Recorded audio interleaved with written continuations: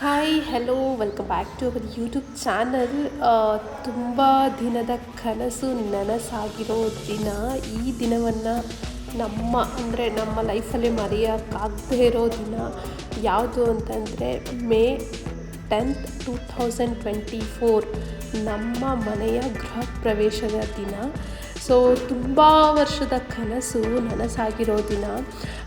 ತುಂಬ ಜನಕ್ಕೆ ಈ ಕನಸಂತೂ ಇದ್ದೇ ಇರುತ್ತೆ.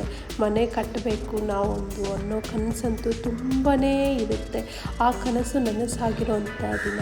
ಸೊ ಇನ್ನು ಯಾರೆಲ್ಲ ನನ್ನ ಚಾನಲ್ನ ಸಬ್ಸ್ಕ್ರೈಬ್ ನೋಡ್ತಾ ಇದ್ದೀರೋ, ಹೋಗಿ ಚಾನಲ್ನ ಸಬ್ಸ್ಕ್ರೈಬ್ ಮಾಡ್ಕೊಂಡು ನನ್ನ ವೀಡಿಯೋನ ಕಂಪ್ಲೀಟಾಗಿ ನೋಡಿ ಅಂತ ಕೇಳ್ಕೊತೀನಿ.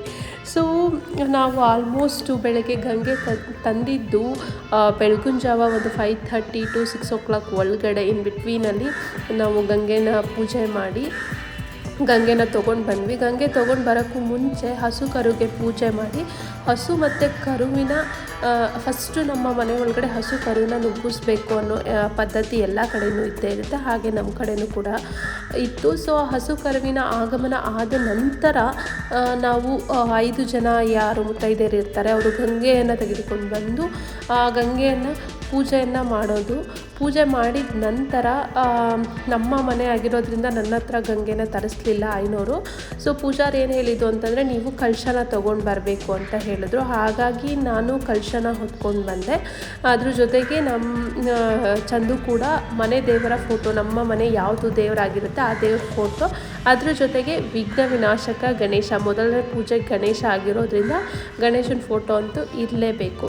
ಇದಾದಾದಮೇಲೆ ನಾವು ಮಾಮೂಲಿ ಶಿವ, ಪಾರ್ವತಿ, ಗಣೇಶ ಮತ್ತು ಅಷ್ಟಲಕ್ಷ್ಮಿಯ ಪೂಜೆ ಮಾಡಬೇಕು. ಅದನ್ನು ನಾವು ಫಸ್ಟ್ ಫ್ಲೋರಲ್ಲಿ ಇಡಿಸಿದ್ದೀವಿ, ನೀವು ನೋಡ್ತಾ ಇರಬಹುದು. ಸೊ ಇದು ಅಷ್ಟಲಕ್ಷ್ಮಿ ಪೂಜೆ. ಅದ್ರ ಮೇಲಿರೋಂತಹ ದೇವರದು ಶಿವ, ಪಾರ್ವತಿ ಮತ್ತು ಗಣೇಶ, ಅದ್ರದ್ದು ಪೂಜೆ ಆದಮೇಲೆ ನೆಕ್ಸ್ಟು ಹಾಲು ಉಕ್ಕಿಸೋವಂಥ ಕಾರ್ಯಕ್ರಮ ಇತ್ತು.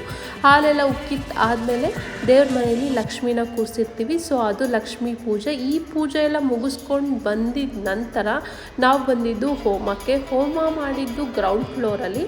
ಸೊ ಗ್ರೌಂಡ್ ಫ್ಲೋರಲ್ಲಿ ಹೋಮ ಪೂಜೆನ ಇಟ್ಕೊಂಡಿದ್ವಿ. ಹೋಮ ಪೂಜೆ ಎಲ್ಲ ಒಂಥರ ನಿರ್ವಿಘ್ನವಾಗಿ ನಡೀತು. ಸೊ ಯಾವುದೇ ಥರ ಅಡೆತಡೆ ಏನೂ ಬರಲಿಲ್ಲ. ತುಂಬಾ ಖುಷಿ ಆಯಿತು. ಈ ಖುಷಿ ಸಾರ್ಥಕತೆ ಆಗೋದು ಯಾವಾಗ ಅಂತ ಅಂದರೆ, ಒಂಥರ ಮನಸ್ಸಿಗೆ ಪೂಜೆ ಎಲ್ಲ ಮಾಡಿದ್ದು ಖುಷಿ ನಮ್ಮ ಮನಸ್ಸಿಗೆ ಬಂದರೆ ಮಾತ್ರ ನಮಗೆ ಒಂಥರ ಖುಷಿ ಅಂತ ಅನ್ಸೋದು. ಆ ಖುಷಿ ನಮ್ಮನೆ ಎಲ್ಲರಿಗೂ ಇದೆ, ನನ್ನ ಗಂಡನಿಗೆ, ನನಗೆ, ನಮ್ಮ ಕುಟುಂಬದವ್ರಿಗೆಲ್ಲರಿಗೂ ಇದೆ. ಸೊ ಅದಾದ ನಂತರ ಒಂದು ಸಣ್ಣ ಪುಟ್ಟ ಫೋಟೋಶೂಟ್ನ ಮಾಡಿದ್ದೀನಿ. ಇನ್ನೂ ಪೂಜೆ ವ್ಲಾಗ್ನ ಫುಲ್ ವೀಡಿಯೋಸ್ನ ಹಾಕ್ತೀನಿ ನನ್ನ ಅಪ್ಕಮಿಂಗ್ ವೀಡಿಯೋಸಲ್ಲಿ. ಸೊ ಇದು ಸಣ್ಣ ಕ್ಲಿಪ್ ಅಂತಲೇ ಹೇಳ್ಬೋದು. ಸೊ ನಿಮಗೆಲ್ಲರಿಗೂ ಈ ವಿಡಿಯೋ ಇಷ್ಟ ಆಯಿತು ಅಂತ ಅಂದ್ಕೊಂಡಿದ್ದೀನಿ. ಸೊ ಈ ವಿಡಿಯೋನ ಪೂರ್ತಿಯಾಗಿ ನೋಡ್ತೀರಾ ಅಂತಲೂ ಭಾವಿಸಿದ್ದೀನಿ. So thank you so much for watching. Thank you. So bye.